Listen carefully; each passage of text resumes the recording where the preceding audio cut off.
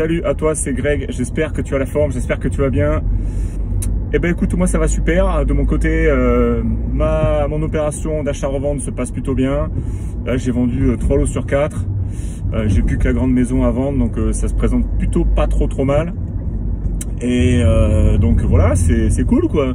Là c'est en septembre, donc du coup il y a aussi un petit peu de turnover. Donc j'ai je t'amènerai avec moi, j'ai des petits changements locataires à faire. Et comme tu as dû voir sur le groupe, ça se présente plutôt bien parce que les logements sont de qualité, donc ça se reloue assez facilement en fait. J'ai même augmenté le loyer, j'aurais pu encore plus augmenter le loyer. Si tu as vu le post sur le groupe Esprit Immo, d'ailleurs si t'es pas sur le groupe, tu as un lien dans cette description. Donc aujourd'hui, débat du jour. Faut-il acheter une petite ou une grande résidence principale? Alors c'est un débat que je trouve extrêmement intéressant. J'ai beaucoup d'amis à moi qui m'ont souvent posé la question pour me dire: Greg, mais toi, qu'est-ce que tu ferais? Est-ce que tu achèterais plutôt une grande ou une petite résidence principale? Alors je vais te donner mon avis sur ce sujet. On va commencer par acheter une grande résidence principale. Beaucoup de gens font cette erreur, j'en ai dans mes proches, qui ont fait cette erreur de vouloir directement se mettre la corde au cou. J'appelle ça la corde au cou parce que évidemment tu es obligé de te mettre un énorme crédit sur le dos, d'acheter une grande résidence principale. Et pourquoi c'est une erreur? Parce que d'un point de vue d'investisseur, acheter une grande résidence principale, ça veut dire avoir des grosses mensualités, ça veut dire ne plus avoir de capacité d'endettement derrière, c'est-à-dire que comme tu es déjà au taquet sur ta capacité d'endettement, bah du coup ça va être un frein pour tes investissements forcément. Ensuite, il y a cette erreur aussi qui est très classique quand on achète une grande résidence principale, c'est de vouloir faire des travaux et de pas déléguer. Parce qu'on pense qu'on va gagner de l'argent sur notre résidence principale. C'est un fait. Si on fait les travaux soi-même, on gagne de l'argent. Je suis entièrement d'accord avec ça. Cependant, quand tu fais les travaux toi-même, qu'est-ce qui se passe? Tu vas y passer tes soirs, tu vas y passer tes week-ends, tu vas devoir bosser en parallèle. En plus, tu as une vie de famille à côté. Tu te mets tout droit dans ce que j'appelle un enfer, c'est-à-dire une zone où tu vas pas voir le jour. Surtout que les travaux, tout le monde le sait, c'est long, c'est chiant, que en plus en cours de route tu vas changer d'idée, donc ça va encore rallonger les délais. Et au bout d'un certain temps, ce qui va se passer, c'est que tu vas finir littéralement épuisé. Tu seras vraiment ce que j'appelle au bout du rouleau, parce que tu auras passé énormément de temps, tes soirs, tes week-ends à faire tes travaux, et au bout d'un moment tu vas en avoir marre. Tu vas peut-être même jeter l'éponge. Il y a peut-être même des travaux que tu avais prévu de faire dès le départ et qu'au final tu vas pas faire parce que ça te prend trop de temps. Et du coup, en parallèle de ça, qu'est-ce qui se passe? Comme tu as une grande RP, c'est cool, tu es heureux, tu es fier, tu montres à tes amis, à ta famille: regardez la grande maison, regardez tous les travaux que je vais faire, regardez, je vais faire ci, je vais faire ça. Tout le monde dira ok. Mais moi, de mon point de vue d'investisseur, c'est une grosse erreur parce que comme tu n'as plus de capacité d'endettement, tu es clairement dans la merde. De deux, tu passes tes soirs et tes week-ends dans les travaux, tu es encore plus dans la merde. Et du coup, tu vois jamais le jour. Donc, s'il y a une temporalité sur ces travaux parce que typiquement, tu fais une maison neuve et qu'il n'y a que le parquet dans les chambres, un bon coup de peinture, commander une cuisine chez le cuisiniste, la faire poser, là, je dis ok.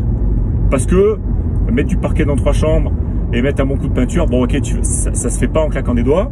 Mais il y a une temporalité, c'est-à-dire que sur l'espace de quelques mois, c'est totalement possible. Ceux qui achètent de l'ancien et qui veulent rénover tout de A à Z et faire une super RP, là par contre vous êtes un peu, vous vous tirez je pense un peu une balle dans le pied. Donc acheter une grosse RP, pour moi c'est une grosse erreur. Et moi de mon point de vue d'investisseur, moi c'est ce que j'ai fait personnellement, j'ai pas acheté une grande RP. J'ai d'abord acheté une résidence principale qui est plus modeste, qui est à taille humaine on va dire pour moi et ma famille, pour justement garder de la capacité d'emprunt, mais surtout garder de la capacité de pouvoir avoir aussi de l'épargne. Parce qu'on parle de capacité d'emprunt dans cette vidéo, mais aussi il faut que tu comprennes une chose, c'est que c'est très important de garder du pouvoir d'achat, c'est-à-dire la capacité de pouvoir épargner chaque mois. Ok? Et là, ça devient intéressant parce que tu vas mettre un peu ton ego de côté, tu vas devoir un peu ranger un peu ton système de valeurs et te dire, bon ben là, j'achète une RP plus modeste, plus petite. Alors peut-être que tu peux faire plusieurs allers-retours. Alors je sais ce que tu vas me dire: ouais Greg, j'ai une vie de famille, il faut déménager, c'est chiant, c'est long. Je dis mais être investisseur, c'est pas un long fleuve tranquille. Ok, si demain tu te lèves et tu te dis je vais gagner de l'argent en claquant des doigts, tu peux tout de suite éteindre cette vidéo, tu peux tout de suite te désabonner et repartir sur Netflix tous les soirs. Ça ne marche pas. Ok, donc ça passe par des sacrifices et ça peut être par exemple d'acheter une RP plus modeste ok de faire quelques travaux, justement pour redonner de la valeur à ce bien, être dans un super secteur, potentiellement acheter une surface plus modeste, peut-être commencer par un appartement par exemple si tu es célibataire, ou si vous êtes en couple et que vous projetez de ne pas avoir d'enfants, peut-être que ça vaut le coup justement d'avoir peut-être une surface un peu plus moyenne, mais justement pour essayer de garder toujours en tête cette capacité d'endettement pour pouvoir acheter d'autres appartements en parallèle, de pouvoir avoir de l'épargne de côté et pas griller tout son cash. Parce que l'erreur typique du primo-accédant en 2022, c'est j'achète la RP la plus grande que je peux, je me monte au maximum de ma capacité d'emprunt et en plus de ça, je mets tout le cash que j'ai disponible pour mettre de l'apport, pour payer les frais de notaire ou que ce soit. Et quand tu as fait ça, ben là tu es dans une énorme impasse. Et après tu vas te dire, ouais mais c'est bien pour la vie de famille, du coup je vais pouvoir mettre mes enfants dedans, je vais pouvoir mettre ma famille. Mais sauf que derrière, pour toi, ça va être très compliqué. Et si je t'annonce à ce moment précis, si tu viens me voir pour dire, mais écoute Grégoire, c'est quoi le meilleur conseil que tu peux me donner dans la situation que j'ai, avec ma grande RP et mes super travaux, le meilleur conseil que je peux te donner, c'est écoute, mon petit gars, va falloir vendre. Il va falloir vendre pour une, dégager de la trésorerie, de deux, repartir dans un bien, soit carrément locataire, ou soit dans un bien plus petit pour récupérer la trésorerie. Et là, je peux vous dire que là, à ce moment-là précis, j'ai perdu 99,9% de la population. Quoi. Je veux dire qu'il n'y a plus personne qui me suit à ce niveau-là. Si demain, je te dis, écoute, tu vends ta RP, tu récupères l'argent, tu achètes une RP plus petite, ou alors tu recommences, tu redéménages, je vous garantis que effectivement, ça va faire un effet boule de neige parce que tu vas récupérer la trésorerie, tu vas pouvoir enchaîner. Mais la majorité des gens ne sont pas capables de faire ça. La majorité des gens vont te dire, ah mais c'est pas possible, faut que je déménage, faut que je convainque ma femme, c'est trop lent, c'est trop chiant, j'ai pas le temps, j'ai envie de kiffer la life le week-end.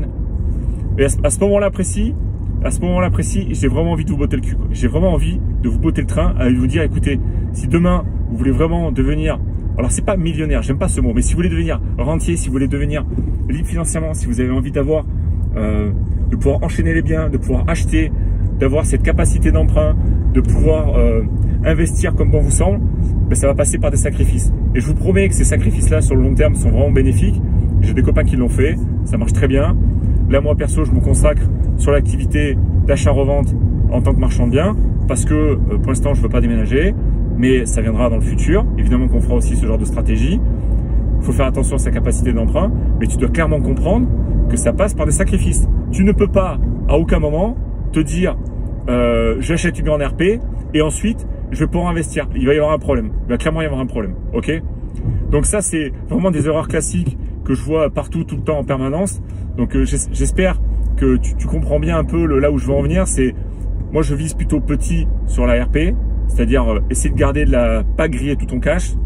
De deux, pas griller toute ta capacité d'endettement, être plutôt modeste. Ou alors tu peux vraiment avoir une autre vision, dire écoute, j'achète cette RP, mais cette RP, j'y vis 2 ans et après l'objectif c'est de la revendre. Mais si tu fais ça, ça fonctionne. Ok? Mais faut pas que tu te dises, comment dire, il faut pas rester bloqué, faut pas rester fermé à une seule stratégie. C'est-à-dire la seule stratégie de base de tout le monde, c'est je prends une grande RP, je fais un maximum de travaux, je m'endette au max, je mets tout mon cash et je la garde pour toute ma vie parce que c'est la maison de ma vie. Mais si tu fais ça, évidemment que dans ta RP, il y a de la plus-value latente, mais ta plus-value latente, elle est que théorique, elle n'est pas dans ta poche. Tu vois ce que je veux dire? Donc ça, il faut vraiment que tu te mettes ça en tête. Il faut vraiment que tu comprennes une chose, c'est que la RP, la résidence principale, faites vraiment attention à ça, parce que je vois, c'est une erreur qui est vraiment trop classique, je voulais vraiment en parler dans cette chaîne. Faites très attention à ça, de ne pas acheter de trop grandes RP direct avant de vouloir investir, parce que vous allez avoir des soucis sur votre capacité d'emprunt, vous allez avoir des soucis sur votre épargne, vous allez avoir des soucis sur clairement les travaux, parce que les travaux, tout le monde sous-estime les travaux, tout le monde se dit « Oh mais j'y arriverai », et là en fait c'est ton ego qui parle, c'est ton système de valeurs qui te parle, et à aucun moment tu es réaliste et tu te dis est-ce que tu es prêt à sacrifier tes vacances, tes 3 semaines de vacances du mois d'août à faire du placo, à casser des cloisons, à évacuer des sacs de gravats? Ça fait rêver personne, ok? Donc attention à ça. Donc dis-moi dans les commentaires ce que tu en penses. N'hésite pas évidemment à mettre un petit pouce like, ça fait toujours plaisir en dessous de tes vidéos. Abonne-toi, n'hésite pas à me dire un petit peu ce que tu en penses. Rejoins-nous aussi sur le groupe Esprit Immo aussi que tu as dans cette description de cette vidéo. Et je te dis à très vite pour une prochaine vidéo. À bientôt. Bon cash flow. Ciao, ciao.